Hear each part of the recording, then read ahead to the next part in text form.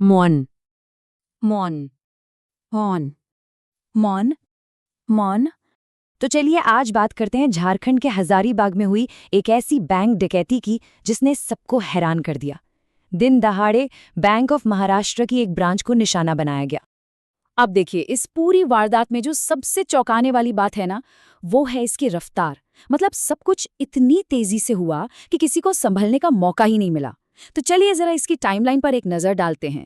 यहाँ पर ध्यान दीजिए, लुटेरे बैंक में दोपहर 3:19 पर घुसते हैं और ठीक 3:29 पर लूट का सारा माल लेकर फरार हो जाते हैं। सोचिए, पूरा का पूरा ऑपरेशन सिर्फ और सिर्फ 10 मिनट के अंदर खत्म। कमाल की प्लानिंग थी। सवाल ये उठता है कि आखिर उन्होंने ये किया कैसे। देखिए, ये कोई अचानक से लिया गया फैसला नहीं था। ये एक बहुत ही सोची समझी एकदम पक्की प्लानिंग थी। उनकी रणनीति एकदम साफ थी।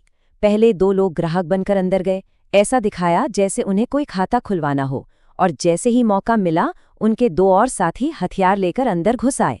इसके बाद उन्होंने स्टाफ और बाकी ग्राहकों को एक जगह इकट्ठा किया और माहौल में दहशत फैलाने के लिए उन्होंने बैंक मैनेजर पर हमला भी किया ताकि कोई भी चू तक न कर सके। और बस फिर उन्होंने लॉकर और काउंटर से सोना कैश सब लूट लिया। और उन्होंने लूटा क्या क्या? गोल्ड लोन पे रखा सोना, लोगों के प्राइवेट लॉकरों का सोना और काउंटर पर रखी हुई सारी नकदी। मतलब उनका निशाना एकदम साफ था कि कम से कम वक्त में ज्यादा से ज्यादा कीमती सामान कैसे निकालना है। ये बात तो पक्की है कि उन्होंने पहले से पूरी रेकी की हुई थी। तो अब डकैती तो हो गई, इसके बाद क्या हुआ? पुलिस ने इस हाई प्रोफाइल केस पर क्या एक्शन लिया, चलिए वो देखते हैं। पुलिस ने भी फौरन एक्शन लिया। क्राइम सीन को सील किया गया, पूरे इलाके में नाकेबंदी कर दी गई।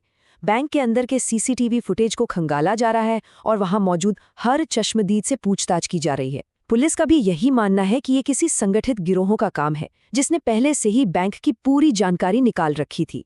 इस मामले पर हजारीबाग के एसपी अमन कुमार का कहना है कि केस को जल्द ही सुलझा लिया जाएगा और इसके लिए सिर्फ झारखंड में ही नहीं बल्कि आसपास के राज्यों में भी छापेमारी की जा रही है और जल्द ही गिरफ्तारियां भी होंगी।